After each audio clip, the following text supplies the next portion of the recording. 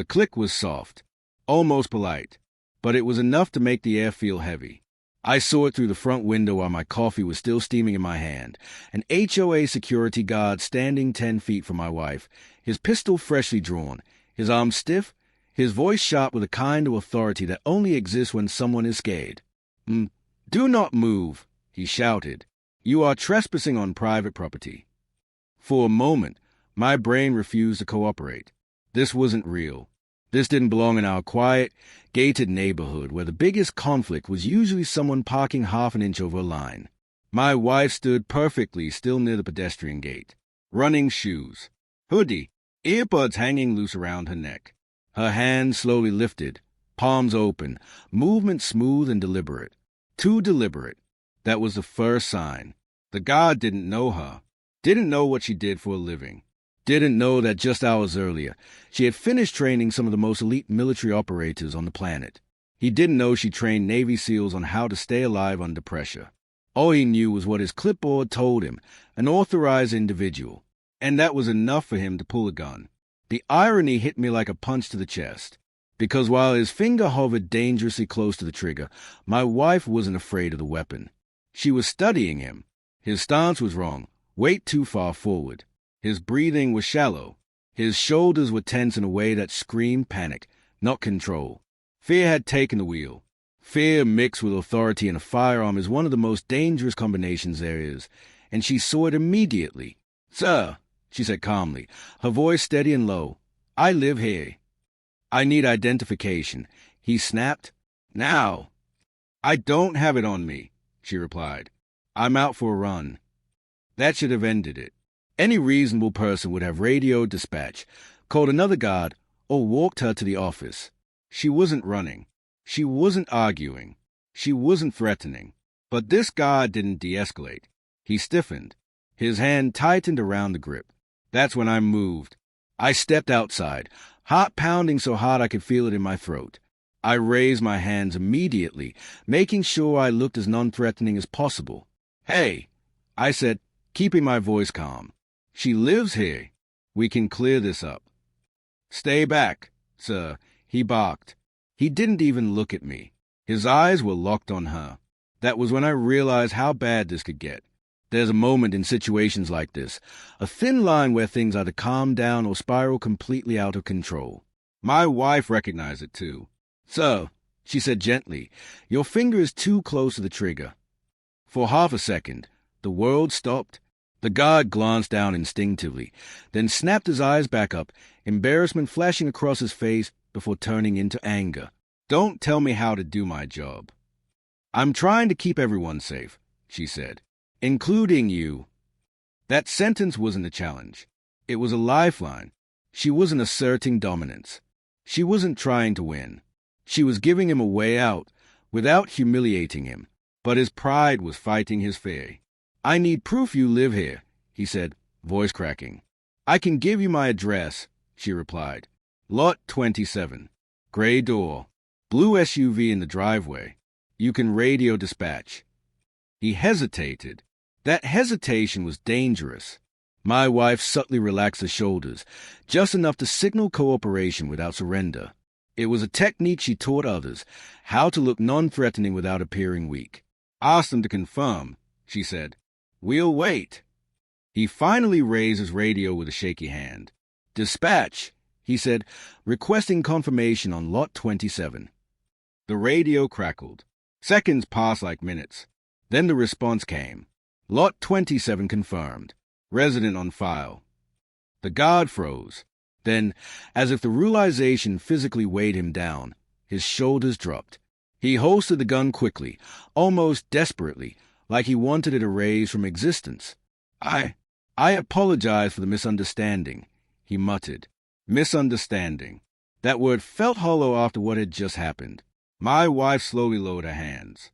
Her breathing stayed controlled. Mine didn't. My legs felt weak now that the danger had passed. "Protocol doesn't require drawing a firearm on a compliant, unarmed resident," she said calmly. He nodded too fast. "Yes, you're right." We walked away. Inside the house, the door closed with a soft click, the same sound that had started everything. That's when her hands began to shake. Just slightly. She sat down on the bench by the door and exhaled. "Adrenaline dump," she said quietly. "I'm okay." I sat beside her, still trying to process how close we'd come to disaster. People think training makes you fearless. It doesn't. It teaches you how to function when fear shows up. 20 minutes later, the phone rang. HOA management. They wanted a meeting.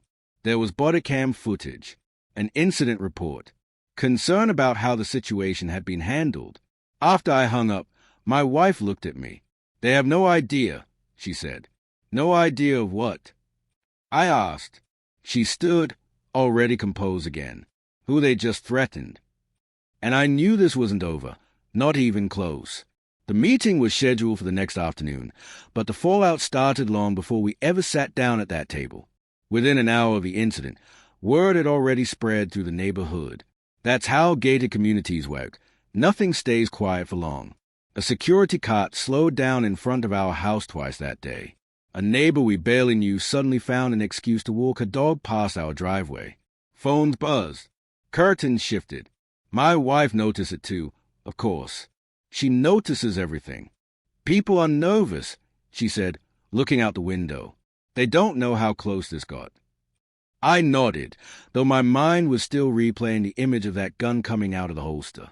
The angle of it, the sound, the way easily things could have gone another direction if a single sentence had landed differently. Fear isn't loud afterward. It's quiet.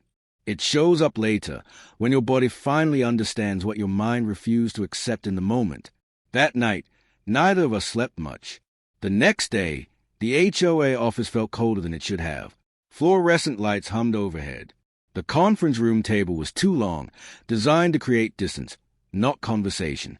3 board members sat on one side, papers neatly stacked in front of them like armor. The head of security sat slightly apart, posture rigid, arms crossed so tightly his knuckles were white. The guard wasn't there. That told me a lot. They started the way organizations always do when they know they're in trouble. Measured voices, careful wording, concern wrapped in liability language. "We want to begin by saying how seriously we're taking this incident," the HOA president said. "Safety is our top priority." My wife didn't react. She sat upright, hands folded loosely on the table, expression neutral. Calm wasn't something she put on. It was something she owned. "We reviewed the initial report," another board member added, "and we understand there may have been an overreaction." Overreaction. I felt my jaw tighten. My wife tilted her head slightly. A firearm was drawn on a compliant, unarmed resident during a routine interaction, she said evenly. "That's not an overreaction. That's a failure." The room went still. The head of security shifted in his chair. "Our guards are trained to assess threats." "And this assessment was wrong," she said, not raising her voice, "which means the training failed." There was no hostility in her tone, just precision. She spoke the way surgeons do when explaining what went wrong in an operating room. The HOA president cleared his throat. "We do have body camera footage from the incident." My wife nodded. "I assumed you would." They played the video. Watching it on a screen was worse than living it. From the guard perspective, the camera shook slightly as he approached her. You could hear the tension in his breathing even before his voice sharpened. When the gun came out, the room seemed to collectively lean back, as if distance could soften what they were seeing. No one spoke while the footage rolled. When it ended, the silence was heavy. "That moment," my wife said, pointing at the pose frame where the gun was drawn, "is where things could have become irreversible." The head of security frowned. He followed protocol. She turned to him for the first time. "Then your protocol is dangerous," she said. The words landed hard. One of the board members looked uneasy. "May I ask what kind of training you have?" It was asked politely, but I recognized the shift. They were no longer just listening. They were reassessing. "My background is in tactical training," she replied. "Specifically stress response, threat evaluation, and de-escalation under armed conditions." The head of security leaned forward slightly. "Law enforcement." "No," she said. "Military." A pause. "Which branch?" someone asked. She named them. Calmly, clearly, without embellishment, the air in the room changed. The head of security's face drained of color as understanding settled in. He wasn't looking at a resident anymore. He was looking at someone who had spent years teaching professionals how not to make the mistake his employee had just made. You pointed a weapon at someone trained to identify escalation errors in seconds, she continued. That's not just embarrassing. It's dangerous for everyone involved. The HOA president swallowed. What would you like to see happen? It was a question they'd been hoping to avoid. My wife didn't answer immediately. She let the silence stretch, forcing them to sit with it. I don't want him fired, she said finally. The head of security exhaled in relief too quickly. But, she continued, I want your entire security protocol reviewed. I want mandatory retraining focused on fear management and escalation control. And I want firearms removed from routine patrols in residential interactions. The relief vanished. That's a significant change, the president said carefully. So is a wrongful death lawsuit, she replied. No one argued. They agreed to everything. Retraining, policy revision, suspension pending evaluation, a formal written apology, external review of their security procedures. As we stood to leave, the head of security stopped her. You were very calm, he said. Most people wouldn't have handled that the way you did. She looked at him, not unkindly. Most people haven't been trained for it, she said. That's the point. Outside, the sun felt brighter than it had any right to. In the days that followed, the neighborhood buzzed. The story evolved the way stories always do. Some versions made the guard sound like a villain. Others painted him as a hero just doing his job. None of them captured the truth. The truth was quieter. The truth was a scared man with a gun and a woman who knew how to slow the world down. A week later, there was a knock at our door. It was the guard. No uniform. No radio. Just a man standing awkwardly on our porch, hands clasped in front of him. I wanted to apologize, he said, eyes down. In person. My wife listened without interrupting. I panicked, he continued. I thought I was losing control of the situation. She nodded. You were. I've started retraining, he said. I didn't realize how fast fear takes over. Most people don't, she replied, until it matters. He swallowed. Thank you for not making it worse. After he left, I asked her how she knew what to say in moments like that. She thought for a moment. Because fear feeds on chaos, she said, and calm starves it. Life slowly returned to normal. The guard stopped carrying firearms on routine patrols. New procedures were posted. People felt safer, even if they didn't fully understand why. But every morning when she goes for her run now, I watch a little longer. Not because I doubt her, but because I've learned how thin the line really is, and how much it matters who's standing on the other side of it. The day after the meeting, our neighborhood felt different, though nothing had physically changed. The streets were the same. The hedges were still trimmed.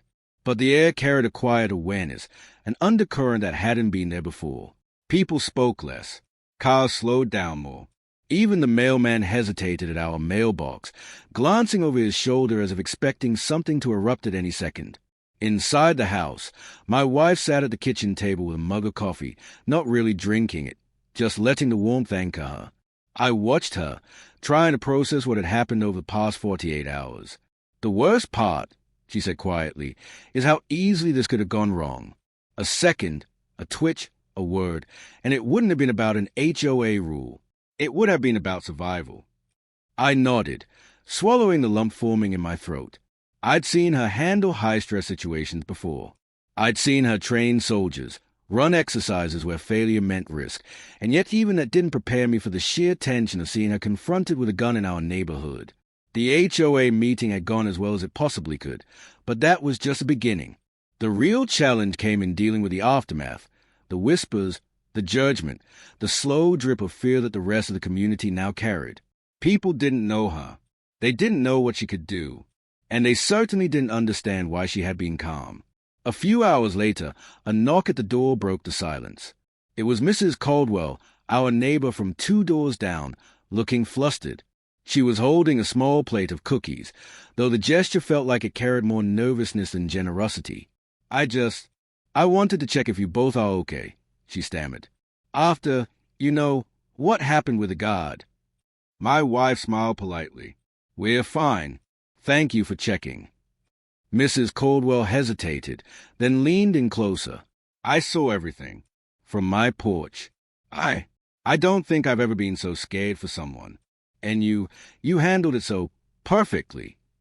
My wife tilted her head slightly, brushing a strand of hair behind her ear. I wasn't perfect. I just controlled what I could. That phrase, control what you can, was something she repeated often. But for the neighbors, it sounded like something mystical. They didn't know she had spent years drilling techniques into people who would run into situations far worse than a golf cart patrol armed with a firearm. After Mrs. Caldwell left, we were left alone again. But the quiet wasn't peaceful. It was heavy, loaded with tension. My wife stood by the window, watching the neighborhood, reading it the way she read people during training sessions. Every movement, every glance, every hesitant step was a signal. Later that evening, the phone rang. It was the head of the HOA calling personally. We reviewed all footage, policies, and reports. He said, voice unusually low. We understand now how serious this was. We want to ensure nothing like this happens again. Can we arrange for you to consult on updated security protocols? My wife leaned back in her chair, considering. This was a part where she could use her knowledge to make a real difference, not just for us, but for everyone in the community. I can help, she said finally, but only if the changes are implemented immediately and thoroughly. Otherwise, it's just paperwork and empty promises. He agreed. Over the next week, she worked with the HOA on retraining the guards, creating realistic threat assessments, and teaching de-escalation techniques that went beyond rote procedure. She designed exercises that simulated fear, authority, and split-second decisions. Every guard had to practice facing someone who acted confident, calm, and unpredictable, exactly like how she had faced them. Meanwhile, the original guard who had drawn the weapon was required to participate in additional sessions. Watching him, my wife noted every twitch, every shift in weight, every micro-expression. She didn't humiliate him. She coached him. She taught him how fear could mislead even trained professionals and how to slow the world down before it got out of control. One morning, while reviewing video footage of the incident with the head of security, she paused the playback. See this, she said. Notice his stance. His weight is too far forward. His hand hovers near the trigger. His eyes dart constantly. That's fear, not readiness. That's why escalation occurred. He nodded, absorbing it. And how do you fix it? Training, she said simply. And awareness. Teach them the cues. Teach them how to create space mentally and physically. Teach them that compliance doesn't always mean surrender. Then practice until it becomes instinct. It wasn't about power. It wasn't about authority. It was about understanding, predicting, and controlling moments before they spiraled. By the end of the week, the HOA implemented a comprehensive retraining plan, suspended firearms during routine patrols temporarily, and established a direct communication line with residents to verify identity before confrontation. Every guard had to participate in a debriefing exercise where they simulated encounters, both as the authority figure and as a resident.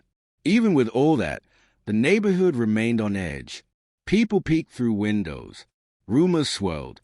Social media posts appeared about the HOA gun incident. Some exaggerated, some false, but all carried a kernel of truth. Through it all, my wife remained calm. Not because she was fearless. Not because she didn't understand the stakes. But because she had control over herself, over her environment, and over how she communicated. That calm was contagious, though subtle. People felt it even when they didn't understand it. One evening, after the last training session concluded, she sat at the kitchen table again, hands wrapped around her coffee. Do you ever get tired of this? I asked. She looked at me, a faint smile on her lips. Tired? No. Careful? Always. People forget how quickly situations can escalate. Fear is universal, but calm is a skill. It wasn't a boast. It was a statement of fact. That night, The guard who had drawn the gun came to the door again. He looked different this time, less rigid, more aware. "I wanted to thank you," he said, "for teaching me and for not making it worse." "You needed guidance," she replied. "Everyone does." He nodded slowly, understanding more than he could articulate. After he left, we stood in the quiet house. The adrenaline of the incident was fading, replaced by a slower, heavier awareness of what had happened and how close we had come to disaster. And yet, there was a sense of accomplishment. Not triumph, not revenge. Accomplishment in knowing that one woman's calm, skill, and experience had rewritten the rules of an entire neighborhood, teaching fear management and respect in a way no policy document ever could. That night, as we closed the blinds and turned off the lights, the silence felt different. Not tense, not fearful, but alert, mindful, controlled. It was the first time since the incident that I truly understood what she meant by controlling what you can. Because in that neighborhood, in that house, in that moment, controlling yourself had controlled the world around you, and for once, it had saved everyone. The morning of the big reveal arrived quietly, like the calm before a storm. We had spent days preparing for the HOA meeting where my wife would sit not just as a resident, but as someone whose knowledge and experience demanded attention. She wasn't there to lecture, but to guide, to teach the people in charge of security exactly what they had done wrong, and more importantly, how to fix it. When we walked into the conference room, the atmosphere was stiff. The board members sat with their hands folded, papers neatly stacked, coffee cups untouched. The head of security sat in the corner, posture tense, shoulders tight. He hadn't slept well since the incident, and it showed. Even from across the room, you could see it in the slight tremor in his hands. The meeting began with the usual formalities, pleasantries, apologies, assurances that the situation was taken seriously. But my wife wasn't interested in platitudes. She leaned forward slightly, hands folded calmly on the table, eyes scanning each person in the room.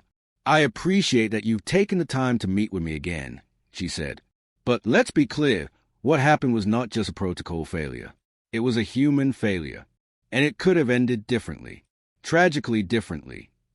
The board members shifted in their seats. They were used to residents being upset about parking violations or landscaping. This was different. This was real. "My goal today," she continued, "is not to punish anyone. It's to prevent a situation like this from ever happening again.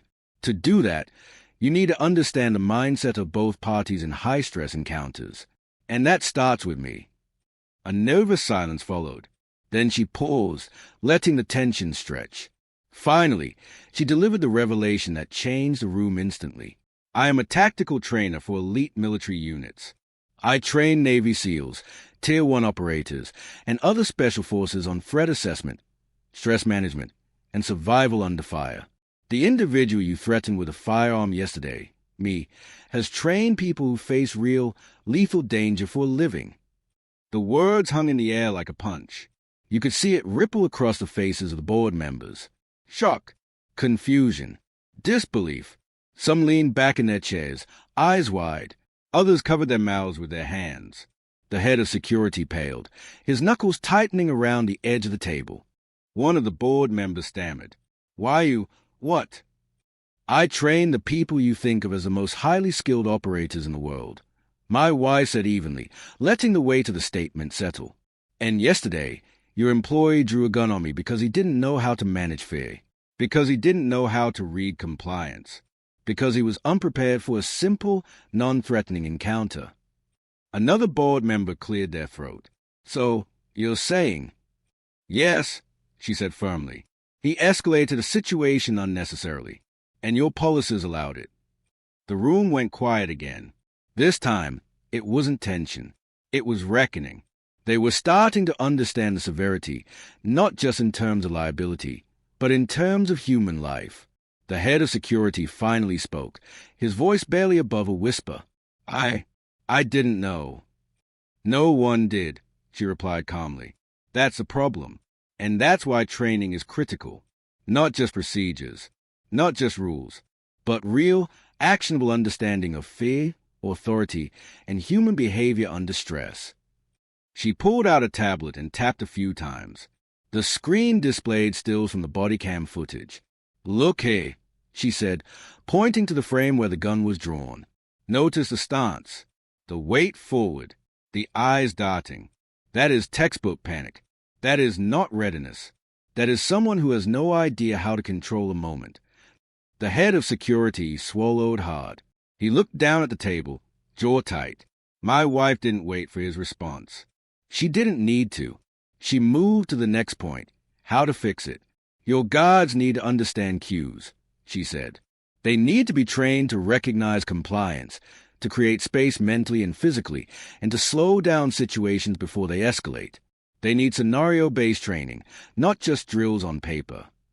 A hand went up from one of the board members. "And you can do this." "Yes," she said. "I already have. I do it for the military. I can adapt it for your community. But you have to commit to change, not just check boxes. This isn't about punishment. It's about survival. Yours, theirs, and everyone else's." The silence that followed was different from before. This wasn't fear. This was comprehension. Slowly, the head of security exhaled. "I understand," he said. We didn't realize how serious this was." "You didn't," my wife said simply. "And that almost cost someone their life." She let that sink in. No theatrics, no yelling, just the truth. One board member whispered to another, clearly processing the revelation. She trains Navy SEALs." "Yes," the other whispered back. "And our guard nearly shot her." It was impossible to overstate how that changed the room. Suddenly, the entire incident wasn't about rules or authority. It was about failure at the most fundamental level, understanding the human element in a dangerous situation. Then my wife stood. "I'm willing to help," she said. "I'm willing to train your team, revise your protocols, and ensure no one else in this community is put at risk like this again. But it requires commitment. It requires humility. And it requires acknowledgement that fear can be deadly when authority is untrained." The board members exchanged glances. Slowly, heads nodded. A plan began to form. Retraining sessions, new protocols, de-escalation courses, realistic scenarios, external consultants. The head of security looked at her, a mix of gratitude and embarrassment on his face. We would appreciate your guidance," he said. She nodded once, firmly. "Then let's begin." After the meeting, as we walked back to the car, I asked her how it felt to finally reveal who she was. "Powerful," I suggested. "No," she said with a faint smile. "Necessary. People make mistakes when they underestimate situations, when they don't respect the stakes. Today wasn't about me being recognized. It was about making sure they never underestimate again." As we drove home, the neighborhood seemed smaller somehow, not in size, but in perspective. People who had been confident in their rules now had to reckon with reality. The balance of power had shifted. Respect had been earned, not assumed. And for the first time, I understood that the fear that had gripped me during the incident was nothing compared to the awareness now rippling quietly through our community. They knew they had been lucky. They knew they had almost crossed a line they couldn't take back. That night, when the blinds were drawn and the house was quiet, my wife sat at the kitchen table reviewing notes of the first training session she would lead for the HOA guards. "I've taught people to survive in combat zones," she said softly. "Now I'm teaching them to survive in a neighborhood, not a war zone. But danger doesn't care about zip codes." I watched her, realizing that in the days to come, this story wouldn't just be about an HOA guard drawing a gun. It would be about accountability, training, awareness, and the quiet, unshakable presence of someone who could take a life-or-death skill set and apply it to the ordinary world and make it extraordinary. By the time we went to bed, the tension had shifted. The HOA no longer treated the incident as a minor infraction. They had learned, in the most direct way possible, that underestimating someone's capability and overestimating authority can have consequences far beyond paperwork. And the neighborhood, whether they realized it or not, had just been introduced to a woman who could literally teach them how to survive themselves. The days following the meeting felt surreal. Our quiet neighborhood, once predictable and safe, had become a microcosm of tension, gossip, and self-reflection. Every glance from a neighbor carried an unspoken awareness, a subtle acknowledgement of what had almost happened and who had prevented it. For my wife, it was business as usual. She reviewed the HOA security training modules, wrote detailed plans for practical exercises, and coordinated with external consultants to overhaul every procedure. But for everyone else, the fallout was more chaotic. The guards were the first to feel it. The one who had drawn the gun, the incident that could have been fatal, was now under scrutiny. He showed up for retraining sessions with a visible hesitation, shoulders hunched, eyes wary. Every movement was cautious, as though he were afraid of triggering another life-or-death moment. My wife greeted him calmly, no judgment in her eyes. "We're going to go over the incident," she said. "Step by step. You'll learn what went wrong and how to prevent it in the future. But understand this is about improving, not punishing." He nodded, swallowing hard. I don't know how I let it happen."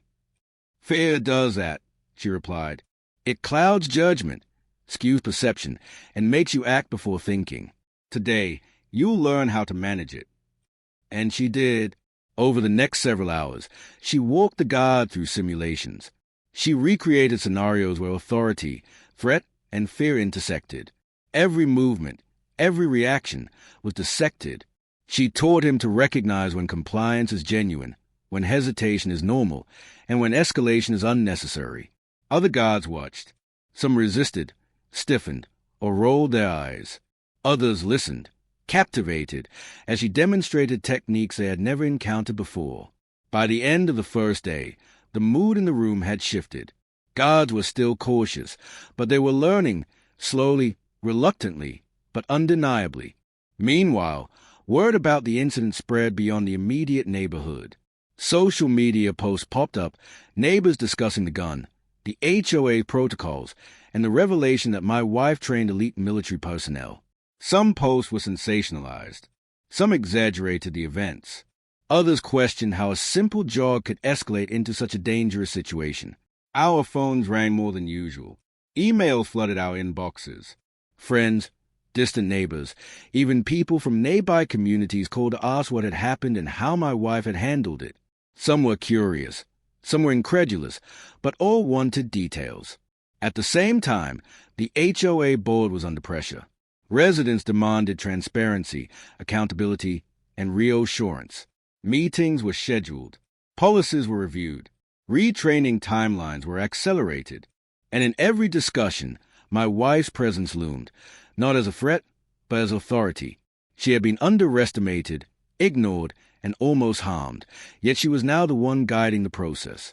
One afternoon, the head of security requested a private conversation. His posture was tight, but there was a new respect in his eyes. I owe you an apology," he said. "I was unprepared. I let fear dictate my actions. I understand now how dangerous that was." My wife studied him silently for a moment, then nodded. Acknowledging it is a first step. The next is ensuring it never happens again. That requires discipline, training, and self-awareness. You can do this, but only if you commit fully. He nodded. "I will." She gave a faint, approving smile, then returned to the training session. The broader community also began to change. Neighbors who had been skeptical or dismissive now approached cautiously but respectfully. Some admitted they had assumed authority figures were always competent. Others confessed they had never considered how fragile a situation could become when fear and firearms intersect. For my wife, the challenge wasn't just training the guards, it was shifting the mindset of an entire community. She led workshops, explained the psychology of escalation, demonstrated situational awareness, and drilled communication techniques. Residents learned how small actions, subtle movements, or even tone of voice could trigger reactions that escalated far beyond intent. Through it all, my wife remained composed, unflappable. Fear didn't disappear, it was present, but she managed it, channeled it, and taught others to do the same. Watching her, I realized that her calm wasn't an absence of danger awareness. It was control over the moment, over herself, and over how others perceived the situation. A week into the training, the guard who had drawn the gun was noticeably transformed. His stance was steadier. His eyes tracked movements without darting. His voice was calm when issuing instructions. He practiced restraint. He thought before acting. He had learned, painfully, how close he had come to catastrophe, and now he carried that knowledge forward with every interaction. The HOA board, initially reluctant, also began to change. Meetings became proactive rather than reactive. Policies were rewritten to prioritize safety and situational awareness over rigid enforcement. Body cameras were mandated for all patrols, and officers were required to complete retraining before returning to active duty. The story, however, didn't stay contained. Local news outlets picked it up, curious about the incident and the dramatic reveal that a Navy SEAL trainer had been threatened by an HOA guard. Interviews were requested. Residents were asked to comment. And while my wife didn't seek the spotlight, her expertise became widely recognized. Articles praised her composure, her skill, and her ability to teach life-saving techniques in ordinary settings. Through it all, she remained focused on the mission, ensuring that no one, anywhere in that neighborhood, would experience the same threat she had faced. She met with residents one-on-one, demonstrating how to communicate with security, how to signal compliance effectively, and how to recognize signs of escalation before they became dangerous. One afternoon, as the training concluded for the week, the head of security approached her with a quiet gratitude. "You've changed everything," he said. "Not just the guards, the board, the residents, the way this community thinks about safety. We were blind, and you opened our eyes." She looked at him, expression calm but firm. "It wasn't about me," she said. "It was about survival, about awareness, about control. If even one person leaves here safer than they arrived, it was worth it." The changes were tangible. Patrols operated differently. Residents understood the new protocols. Misunderstandings were less frequent. Even casual conversations between neighbors carried a tone of awareness rather than assumption. The neighborhood was safer, not because authority figures carried guns more confidently, but because they understood when to use caution, when to step back, and how to respond without escalating unnecessarily. For me, the most remarkable part was watching my wife in action. She didn't seek recognition, nor did she relish the attention. She simply applied her knowledge, methodically, decisively, and without ego. And in doing so, she had transformed a potential tragedy into a lesson that would reverberate through the entire community for years to come. As the sun set on another quiet evening, we sat together on the porch, watching the neighborhood slowly return to normal. The guards were patrolling as usual, residents walking their dogs, children playing on lawns, all under a sense of cautious respect that hadn't existed before. My wife sipped her coffee, I scanning the streets, not with fear, but with awareness. "Control the moment," she said softly. "Every time." I smiled, realizing that what we had witnessed and what she had accomplished was far more than a story about an HOA guard. It was a demonstration of skill, calm, and presence under pressure. It was a reminder that authority without understanding is dangerous, and that the right knowledge, applied correctly, can turn fear into safety, panic into clarity, and a potential tragedy into a lasting lesson. And for everyone in that neighborhood, the line between danger and safety had been redrawn forever. After weeks of retraining, workshops, and debriefings, the neighborhood slowly began to settle. The streets no longer carried the weight of that morning, though the memory lingered in subtle ways.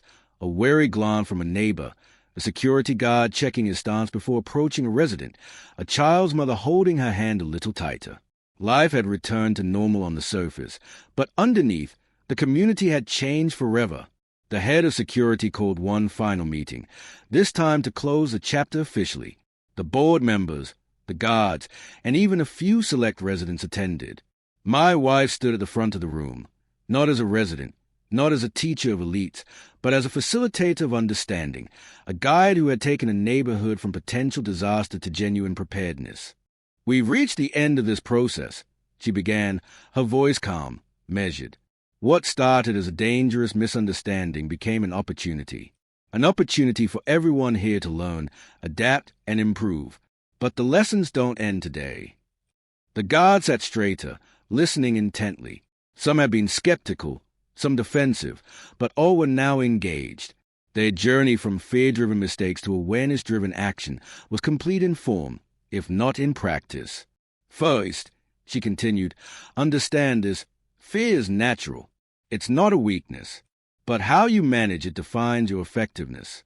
The guard who drew a weapon yesterday didn't fail because he was bad. He failed because he was unprepared. Because he didn't have the training to manage an unexpected, high-pressure situation. Now, he does." The man in question, sitting a few chairs from the front, nodded quietly. His face was calm now, but the memory of that morning lingered in his eyes. He had learned more than protocols or procedures. He had learned humility. "Second," she said, pacing slowly, making eye contact with each person, "authority without awareness is dangerous. Even in neighborhoods, the stakes are real. Understanding context, reading behavior, and de-escalating effectively are skills you must practice relentlessly. A second of hesitation, a poorly chosen word, or an overreaction can escalate faster than you realize." One board member raised her hand, voice trembling slightly. "So, what happens now? Are the protocols permanent?" "Yes," my wife replied, "but only if you commit to maintaining them. Rules are only as good as the people who implement them. Training doesn't end when the paperwork is signed. It ends when everyone internalizes it, every day, in every interaction." The room fell silent again. The weight of responsibility had shifted. It was no longer just an abstract concept. It was personal. Each person in that room understood that they had been witnesses, participants, or enforcers of an almost tragic event. And now they had the tools and the awareness to prevent another. After the meeting, the head of security approached us. His demeanor was different, confident, but humble. "I want to thank you," he said, "not just for the training, but for changing our culture. I can't believe how much I didn't know until this process started." "You did what you could," my wife said, her voice soft. "Now do better.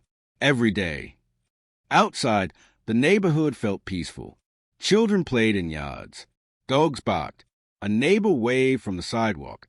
Everything appeared normal, but the balance had shifted. The quiet awareness, the knowledge that danger was real, but manageable, lingered like a pulse under the surface. In the days that followed, my wife continued her workshops, not just for security, but for residents. She taught situational awareness, personal safety, and communication techniques.